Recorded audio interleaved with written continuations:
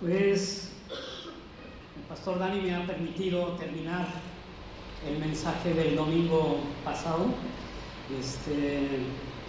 Se ha grabado, por si no lo escuchaste, pues te animamos a que lo puedas oír en la página de la iglesia. Pero estuve hablando acerca de caminar en la libertad en la cual Cristo nos hizo libres, y cómo hay dos cosas que nos impiden alcanzar el propósito de Dios. Comencé hablando acerca de la culpabilidad, y la culpabilidad tiene que ver con nuestras acciones. A veces nos avergonzamos de algo que hemos hecho o hemos dicho, y eso trae vergüenza, pero la vergüenza tiene que ver con nuestra identidad, y a veces la vergüenza nos ha tapado, nos ha marcado, nos ha etiquetado, y no logramos alcanzar y avanzar porque eso es nuestra identidad. Nos ha marcado tanto que lo vemos como nuestra identidad. No solamente hice algo malo, sino soy malo. No sé, eso que hice me hace indigno de amor, me hace indigno de que me vayan bien las cosas, y entonces nos saboteamos, y hay un sinfín de problemas por estas dos causas. La culpabilidad, que tiene que ver con lo que hago o con lo que ha hecho mi familia, que produce vergüenza, y esta vergüenza me ha etiquetado y ha marcado lo que es mi identidad. Entonces, hay dos pasajes que vimos. Gálatas 5:1, Cristo nos libertó para que vivamos en libertad. Él murió en la cruz y nos ha dado libertad. Dice, por lo tanto, manténganse firmes y no se sometan nuevamente al yugo de esclavitud. Ahora también Hebreos 12:2 dice, fijemos la mirada en Jesús. En otra versión es, puestos los ojos en Jesús, el iniciador y el perfeccionador de nuestra fe, quien por el gozo que le esperaba soportó la cruz, menospreciando la vergüenza. Él cargó nuestra vergüenza, y dice, y ahora está sentado a la diestra del trono de Dios. El motivador más grande, y permíteme simplemente dar un resumen rápido, el motivador más grande y más sano en mi vida es la vergüenza y la culpa. Entonces, ruego a Dios que Él siga sanando, restaurando, transformando nuestra vida y transformando nuestra historia. En Génesis 3, entonces, encontramos un poderoso ejemplo del antes y del después de la vergüenza. Primero, en Génesis 2:25 dice que Adán y Eva, después de que Dios los creó el cielo, la tierra, todo lo que vemos, entonces crea al hombre, crea a Adán, y lo forma de la tierra, sopla aliento de vida, y entonces es creado Adán. Y la mujer, pues de la costilla de Adán, pues forma a la mujer, porque dice, no es bueno que el hombre esté solo, le crearé una ayuda idónea, no una demonia, le crearé ayuda idónea. Hombres, ayuda idónea. Bueno, mujeres, ténganos paciencia. ¿Sabes qué estaba haciendo el hombre cuando Dios creó a la mujer? Estaba dormido. Pues seguimos dormidos. A veces no nos enteramos, y bueno, pero Dios nos creó. ¿Quién nos creó? Dios. Y nos hizo distintos. Y entonces dice la Biblia en Génesis 2:25 que el hombre y la mujer estaban desnudos, pero no sentían vergüenza. Esto quiere decir que aunque eran vulnerables, podían ser ellos mismos. No había nada que esconder. Pero ¿qué diferencia? Cuando entramos al capítulo 3, Satanás, en forma de serpiente, viene con la mujer y le dice, con que Dios ha dicho, y esta es parte de mi predicación, o de la segunda parte del mensaje del domingo pasado, con que Dios ha dicho, y es el veneno de la duda. Con que Dios ha dicho, no comáis, sí, le dice la mujer, no debemos comer, podemos comer de todos los árboles excepto del árbol de la ciencia del bien. Dios ha dicho que de ese árbol, y entonces la serpiente tienta a la mujer y tienta al hombre y los hace pecar, los hace desobedecer, y esto esta desobediencia y este pecado trae como consecuencia lo que Dios dijo: si comen de este árbol, moriréis.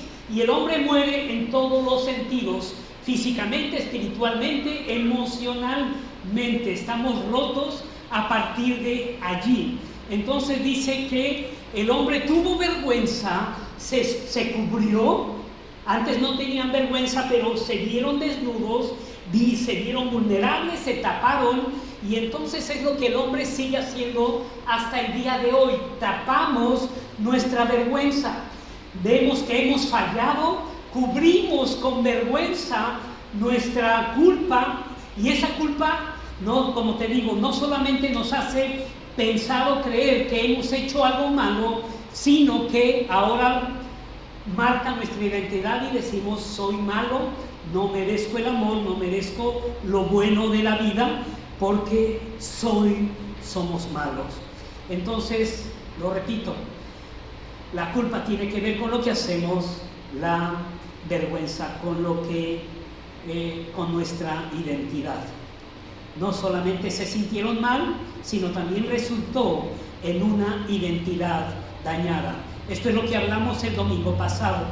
Entonces, el mundo y la humanidad se quedaron dañados y rotos, espiritualmente, emocional y físicamente, a partir del huerto del Edén. Y vemos fracasos. Vemos que el hombre ha fracasado. El hombre fue creado para dominar, ahora el hombre no puede dominar nada. Lo que digo es que el hombre no controla. El hombre fue creado para controlar o administrar todo lo que Dios le dio. Le dice: todo lo que ves, ahora sojuzga, administra. Tú eres el administrador de todo lo que te doy, pero a partir de ahí el hombre no puede administrar nada. Adán, que era el hombre, el jefe de la familia, el hombre, pues ahora vemos que ve fracaso en su familia. Tiene 2 hijos, Adán y Eva, y esos 2 hijos tienen problemas. Caín, porque no sabe gestionar sus emociones, le entra el enojo, pero ese enojo le lleva a la furia, y en un momento de furia mata a su hermano Abel, el primer asesinato. Y imagínate la vergüenza para la familia de Adán, porque esto es lo que produce cuando fallamos y desobedecemos a Dios. Hay terribles consecuencias, y entonces la historia de las familias es esto: fracaso. El hombre no puede gobernar, el hombre fracasa, el hombre no puede controlar su familia. Ahora vemos divorcios, vemos situaciones porque el hombre no puede controlar. Dios nos dio emociones, pero no sabemos gestionar las emociones. Una de las emociones que Dios nos dio es el enojo. ¿Quién nos dio el enojo? ¿Quién nos dio la tristeza? Son emociones, así como el gozo, la alegría, Dios nos dio.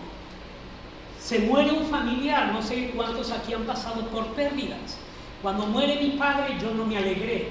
Claro, yo sabía dónde él estaba, pero el pensar que no iba a volver a abrazar a mi padre, a mí, hasta el día de hoy, es menos el dolor, pero, ¿sabes? Al principio eso me produjo, pues, tristeza. No voy a volver. Es una emoción que Dios nos dio. Pero si no sabemos controlar o gestionar las emociones, esa emoción de pérdida, de tristeza, nos puede llevar a sentimientos de depresión, de abandono, y entonces tenemos que aprender a gestionar. Humanamente esto no es posible. Dios nos dice: ama y perdona a tu enemigo. Esta emoción del perdón no es algo natural, tiene que ser movida por el Espíritu Santo, pero el hombre perdió la capacidad de gestionar emociones, y es algo que ahora tenemos que aprender a hacerlo. Entonces el hombre, pues hay un caos, venimos en un caos. Ahora en el versículo de 2 de Corintios 1, 3 y 4, Pablo dice: bendito sea el Dios y Padre de nuestro Señor Jesucristo, Padre de misericordias y Dios de toda consolación, el cual nos consuela en todas nuestras tribulaciones. Y dice en todas, no importa la que estés pasando, la temporada, Dios nos consuela, Dios nos anima, Dios nos fortalece, Dios nos ayuda en todas nuestras tribulaciones, para que entonces también nosotros podamos consolar a los que están en cualquier tribulación, por medio de la consolación con que nosotros somos consolados por Dios. Un amigo nuestro, Esteban Johnson, él da un curso acerca de consolados para consolar, y él dice esto: lo que nos cualifica para consolar a otros no es haber sufrido, sino haber sido consolados. Lo que les hablé acerca del domingo pasado, acerca de la vergüenza y la culpa, es que cuando tú entiendes esto, Dios empieza entonces a restaurarte, restaurar tu identidad, y ya no eres lo que hiciste. Ya empiezas a entender que eres lo que Dios dice que eres. Y Él dice que en Él eres perdonado, en Él eres su hijo, en Él eres transformado, en Él eres una persona. De modo que si alguno está en Cristo, nueva criatura es. Las cosas viejas pasaron, he aquí, todas son hechas nuevas. Y entonces empiezas a entender culpa. Ya no hay culpa, porque Dios ha perdonado todo mi pasado, todas mis malas decisiones. Ahora toda esa culpabilidad se la entrego al Señor, y Él va a cargar con eso, Él va a esconder eso. Ya no toma en cuenta mi culpabilidad, lo que hice, lo que dije, tampoco mi vergüenza. Y Dios quiere cambiar, porque nuestra historia está llena de situaciones vergonzosas, pero Dios quiere sanarte para que tú puedas entonces ayudar a otros a sanar, a consolar. Somos consolados para poder consolar a otros. No siempre vamos a estar en la rueca, en ese lugar donde el alfarero nos estará, lo estará haciendo toda la vida, pero habrá momentos donde habrá sanidad y donde tú sentirás que estás libre y podrás ayudar a otros, consolados para consolar. Ahora, tengo la necesidad de hablarles de esto que es importante. Necesitamos entender, para poder sanar, necesitamos reconocer dónde están las heridas y quiénes nos han herido. Y sobre todo ha sido la gente más cercana la que nos ha lastimado. Lo que el enemigo quiere es lastimar, herir, dañar la identidad, dañar la autoestima de las personas. Y nosotros, pues, generacionalmente esto es lo que vemos. Al estudiar la historia de mi familia, me encuentro con que mi bisabuelo era un hombre violento. Era un hombre alcohólico, mujeriego, que golpeaba a mi bisabuela. Si tú vienes de una familia con problemas de alcoholismo, sabes, los daños son terribles. No solamente para la persona que es alcohólica, sino para la familia que vive con esto. ¿Sabes qué aprendió a hacer mi abuelo? Pues mi abuelo era alcohólico, mujeriego, golpeaba a mi abuela. Y entonces mi padre, con 13 años, él dijo: si no me voy de casa, mato a mi padre. Y entonces desde los 13 años jamás volvió a ver a su padre. Él huyó de casa y vivió lejos de casa. Ya cuando mi abuelo murió, pues regresa mi padre, pero cuando él forma su familia, él no sabía, porque no aprendió a ser padre. Entonces, cuando hablamos de cosas de sanidad del alma, tenemos que reconocer dónde recibimos heridas. Y yo quiero simplemente darte hoy un poco de entendimiento para que puedas entender esta parte. No vamos a juzgar a nuestros padres. Cuando yo hablo esto de mi familia y El domingo pasado hablé de un ejemplo donde mi padre me marcó fuertemente. ¿Sabes? No estoy juzgando a mis padres. Dios nos manda a honrar a nuestros padres. Pero honrar es también poder ver esta parte humana negativa que me dañó a mí, porque necesito reconocer que tengo esa herida para entonces poder sanarla. Hablaba en la primera reunión de cómo llegamos, mi esposa y yo tenemos ya 35 años de casados, pero cómo llegamos nosotros a formar nuestra familia. Éramos cristianos, amábamos a Dios, pero cada uno repetía los patrones que aprendimos en casa.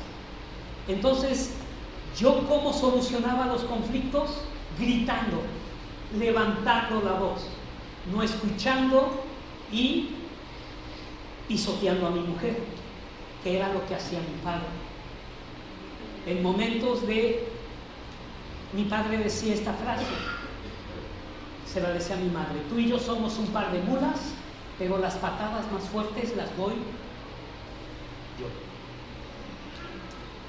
Entonces yo formo mi familia con mi esposa, y ¿sabes cómo resolvíamos los conflictos? Yo levantando la voz, y mi esposa, a ella le atemoriza porque eso lo vio en casa, con padrastros, porque ella no conoció a su padre, o bueno, tenía 2 años cuando muere su padre, pero con sus padrastros, la violencia con sus hermanos mayores y sus esposas, pues ella aprendió a que cuando alguien levantaba la voz, ella no podía hablar. Entonces imagínate, yo levantaba la voz, ella se callaba, y entonces mi esposa acumulaba, hasta que entonces explotaba. Y eso era la dinámica de la familia. ¿Qué es lo que iban a aprender mis hijos? Pues lo que vieron en casa. Pero Dios nos habla aquí acerca de ser libres y de poder cambiar nuestra historia. Y eso es lo que Dios quiere hacer en la historia de las familias.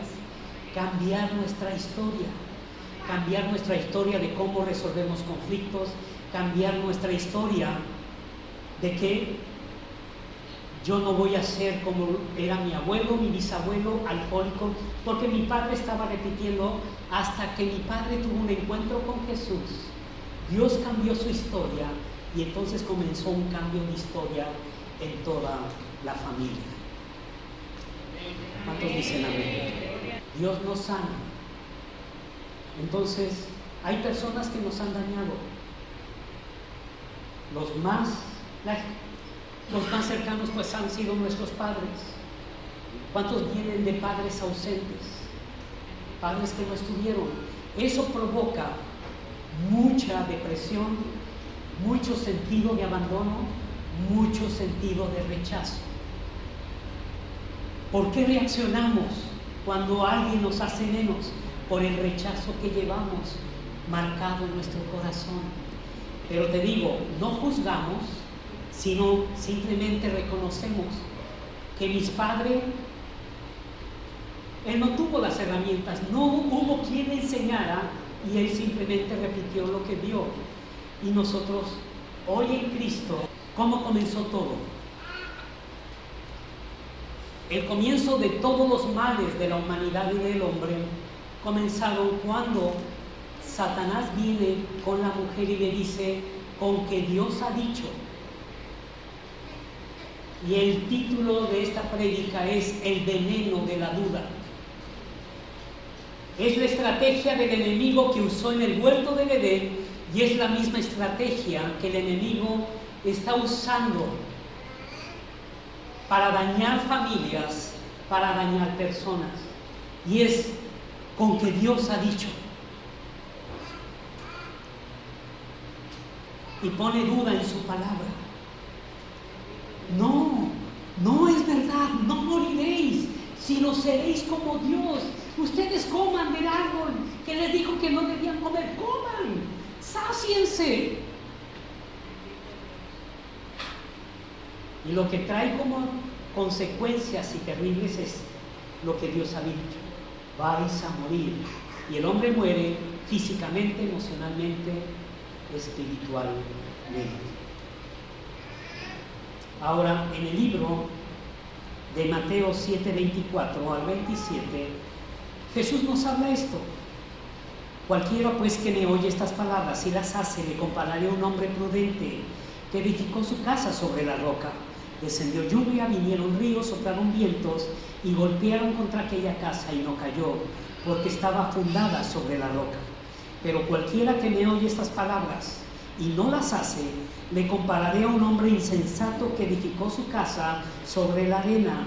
Y descendió lluvia, vinieron ríos, soplaron vientos y dieron con ímpetu contra aquella casa y cayó, y fue grande su ruina.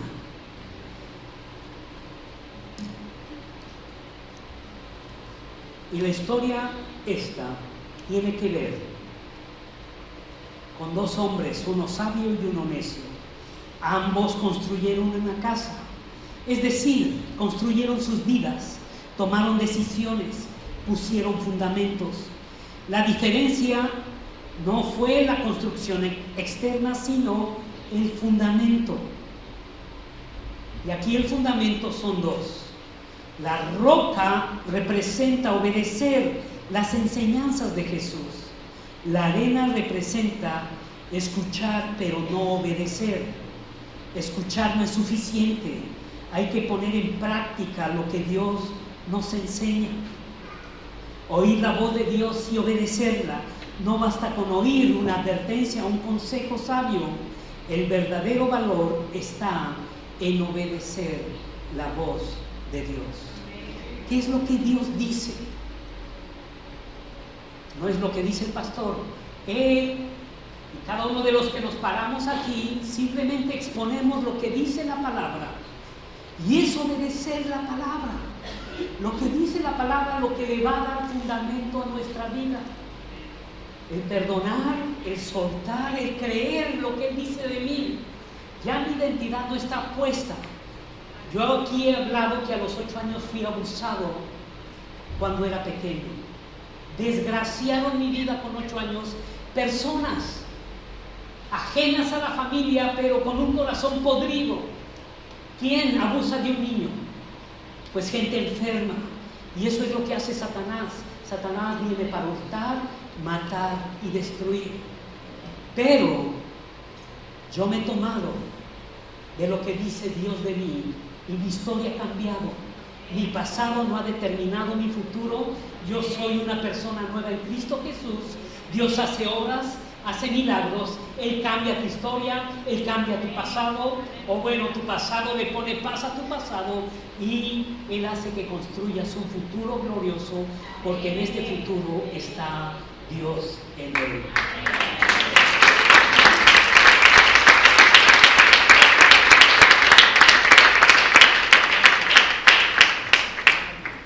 Vendrán situaciones difíciles, vendrán tribulaciones, ríos, vientos, situaciones familiares que parecen superarnos, pero si tú te mantienes firme a lo que dice la palabra, porque Satanás vendrá y te dirá,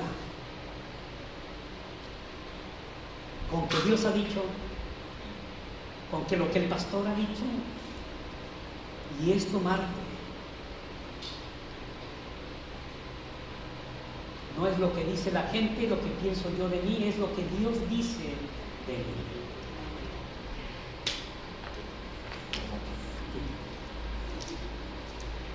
Guille y yo vamos al mismo gimnasio.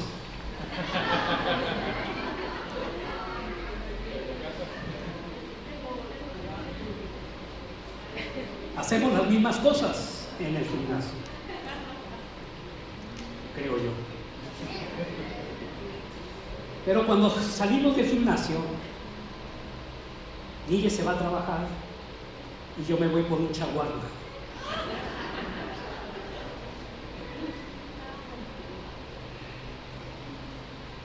Pues este es el ejemplo, porque no solamente Guille hace ejercicio él lleva el gimnasio a su casa, a su vida diaria. Cuida lo que come, Y es de buen comer, pero él todo lo gasta cuando está haciendo ejercicio. La diferencia está en llevarnos la palabra a nuestro hogar, a nuestra casa, a nuestro trabajo, en nuestra vida diaria. Si yo escucho, pero no pongo por obra lo que Dios, se ve de jefe. Aquí hay músculos, podrán soportar más cuando vengan ríos, cuando vengan vientos, porque van a venir. Vivimos en un mundo caído, vivimos personas no perfectas, pero la diferencia está en que lo que aprendo lo llevo a mi vida diaria.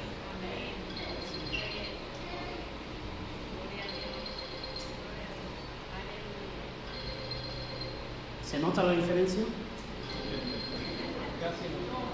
No se nota, ¿verdad? Parecemos gemelos, hermanos gemelos.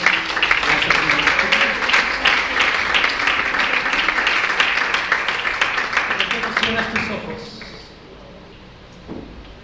Suelta tu pasado. Tu pasado no marca, ni en situaciones familiares. Y dile, Señor, que mi fundamento esté fundado en la roca. La roca simboliza, sí, Cristo, pero sobre todo la obediencia a ti, Jesús. La obediencia a creer quién soy yo en ti, a creer que soy persona nueva, restaurada, perdonada por tu obra en la cruz. Señor, mi pasado no determina mi futuro. Tú pones paz con mi pasado. ¿Sabes, mi abuela?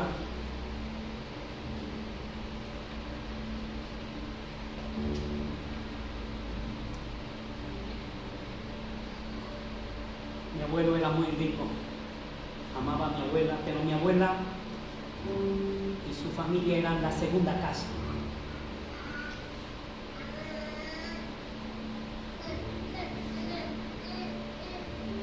Y nunca pudo mi abuela quitarse esa vergüenza de ser la segunda familia. La marcó toda la vida. Mi abuelo era rico. Y cuando muere él, todo el dinero se lo queda la primera familia.